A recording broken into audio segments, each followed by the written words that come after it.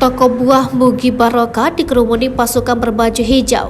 Serkawe dipanggil Pomdam Jaya. Toko buah Mugi Barokah dikerumuni pasukan berbaju hijau. Serkawe dipanggil Pomdam Jaya. Toko buah Mugi Barokah dikerumuni TNI dan Polisi Militer Rabu 1 Maret 2023. Hal ini terjadi pasca adanya penganiayaan yang dilakukan seorang oknum TNI AD berinisial Serkawe. Lokasi penganiayaan terjadi di toko buah Mugi Barokah yang ada di Jalan Akses Tol Cimanggis.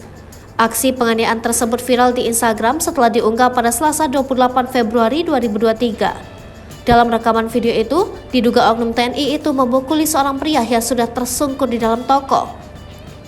Seseorang mencoba melerai penganiayaan, tetapi oknum tersebut tetap menghajar korban yang sudah tak berdaya. Selain dipukuli, korban juga ditendang. Kapolsek Cimanggis Kompol Arif Budiharso membenarkan peristiwa tersebut. Ia mengatakan korban dan pelaku belum diketahui identitasnya. Pihak kepolisian telah berkoordinasi dengan Koramil Cimanggis untuk mencari tahu kronologi kejadian tersebut. TNI AD akan bicara terkait peristiwa tersebut. Dikutip dari Kompas.com, Kepala Dinas Penerangan AD Brigjen Hamim Tohari mengatakan bahwa pelaku berinisial Serkawe. Penganiayaan bermula saat kendaraan yang dikendarai Serkawe ditabrak motor korban. Melihat korban tidak berhenti dan melanjutkan laju motornya, Serkawe berusaha mengejar. Karena kondisi jalan macet, akhirnya terkejar dan terjadi pemukulan sebagaimana yang terlihat dalam sebuah akun Instagram. Saat ini TNI AD melalui Polisi Militer Kodam Jaya Tengah melakukan proses lanjutan terhadap Serkawe.